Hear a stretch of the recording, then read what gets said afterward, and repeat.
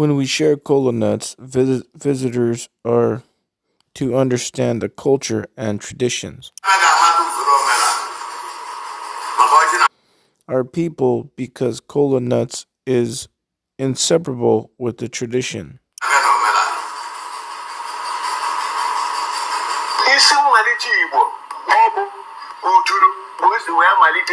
The origination of the Igbos started from Uturu and spread it across the globe.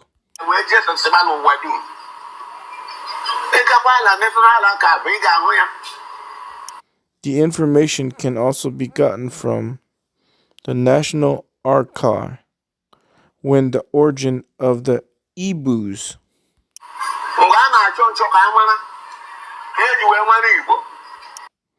are being sought.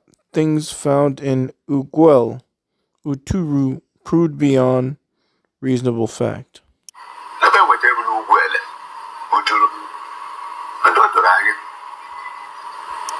Igbos actually originated from Uturu. Israel, too. The people called Hebrews are also Igbos, a fact that has not been denied. Where did Israel? What? Igbo?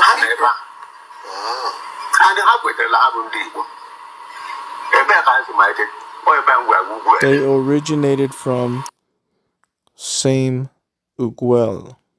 Icons dating back to the 14th century brought together from private collections across Russia. It's very beautiful. It gives you goose pimples. It's a remarkable exhibition. It's an exhibition which feeds the senses. Everything is so grey outside at the moment, and here suddenly it's a feast for the eyes. And it's a feast that marks 100 years since religious icons started to be recognised as works of art. Before then, they were mainly viewed as religious objects, often left blackened over the centuries by the passage of time and... So I hope you brothers caught that.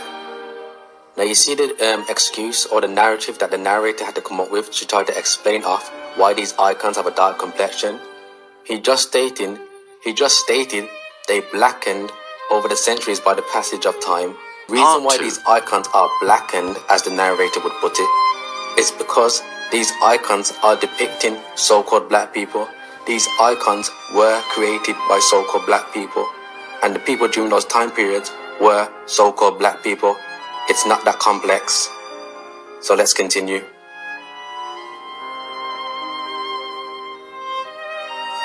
Added layers of paint. When we learned how to remove the dark layers, we discovered underneath an overwhelming beauty, to such an extent that it shocked André Matisse, who was in Moscow at the time. He said, it's here that artists should come to learn to paint, not to Italy. But today, only a small number of these masterpieces remain. Most were destroyed during the Soviet era. These icons are the survivors. If museums hadn't saved them, they wouldn't exist today. There are 50,000 icons in Russian museums. Before, there were millions. So brothers, sticking with the narrative, it blackened over time, as the narrator kindly put it. Pay attention to this freeze frame here. So follow my mouse, brothers. Look at all of these parts on the outline. Why is this still white? The lady's headdress is still white. The garments on this child is still white. In the middle of this dude's robes, still white. Right here is still white. Right here, still white. Right here. And around this lady's head, the halo is still white. It's funny that the blackened effect only seems to be on the parts where it shows the skin complexion, like their face, their hands, and their arms. It's funny how that works out, isn't it, brothers? Never ever underestimate the lengths, the fabrications that these people will go to eradicate you and inject themselves into history. What the area looked like 1300 BC. You can see they have the Bantu people here, what they're calling modern day DR Congo. Bantu is another name for Ivri or another name for Hebrew. Okay? These people, West African cereal farmers was the only thing that was on the West Coast at this time. Why? Because we had migrated up to the north. We were in Egypt and these areas over here at that time.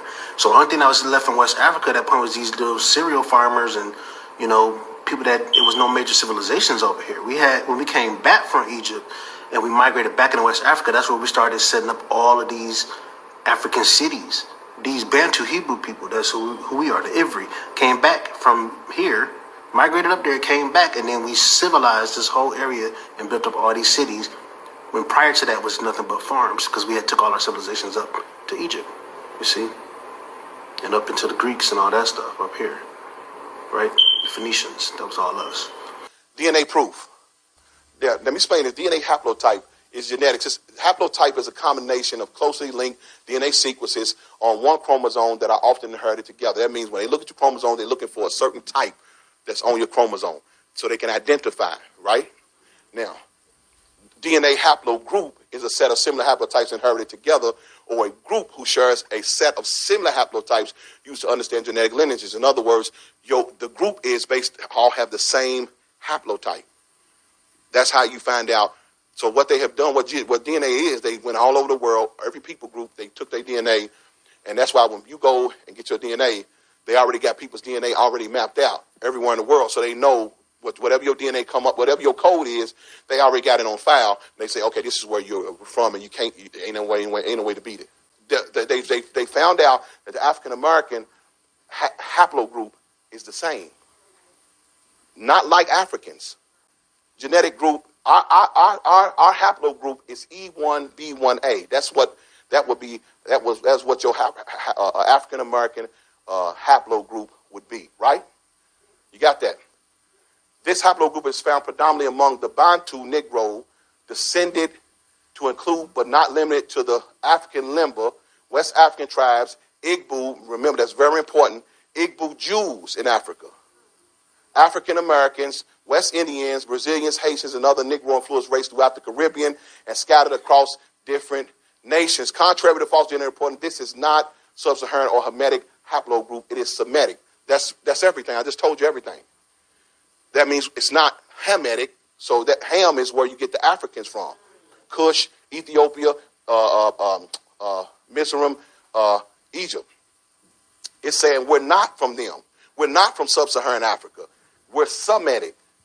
This is telling you that's saying you're not of Ham, you're of Shem. Oh,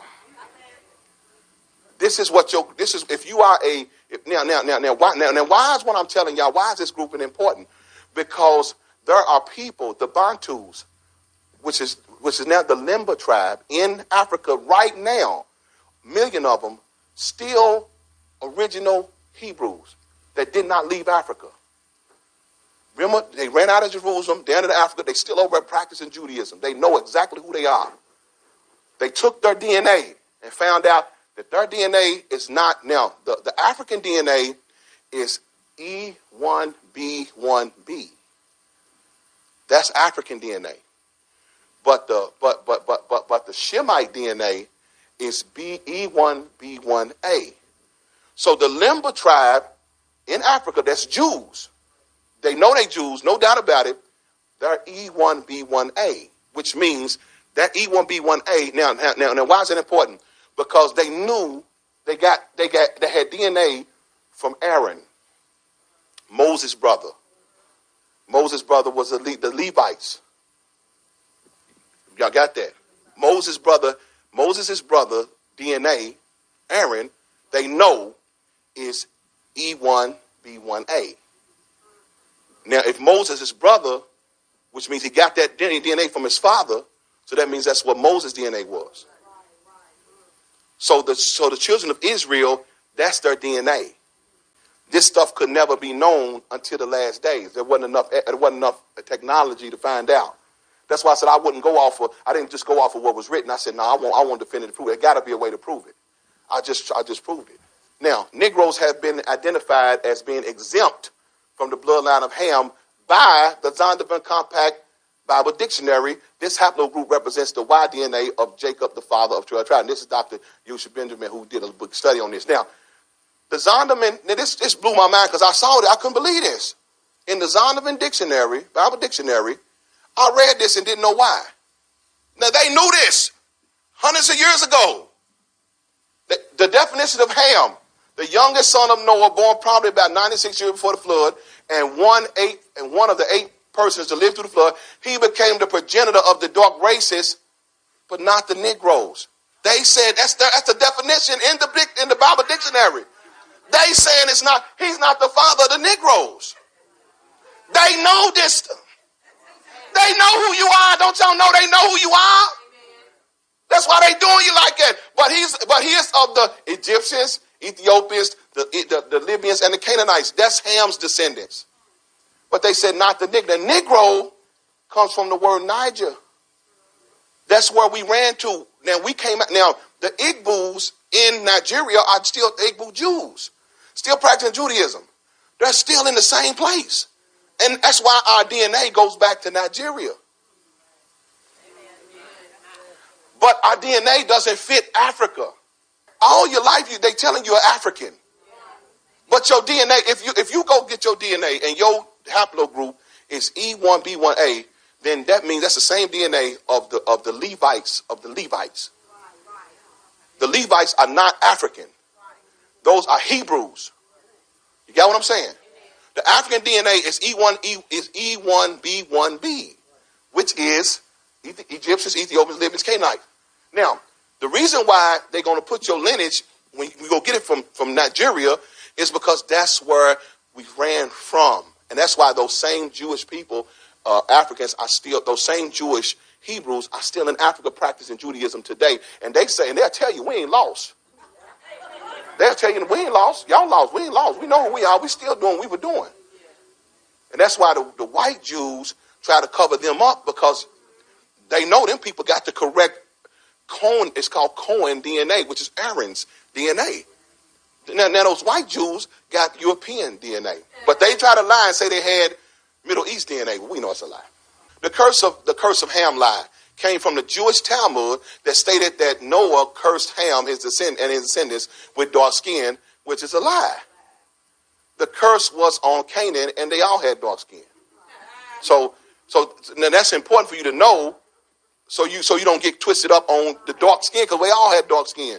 So Shem looked like Ham, just like Judah looks like Levi. The original definition for Negro proved Negroes were from the Bantu tribe. That was in the dictionary. If you look up the original definition, it tells you Niger from the Bantu tribe. And the historians didn't know. What they didn't know is that the Bantus are Hebrews. They practice as Hebrews. They ain't been nothing but Hebrews.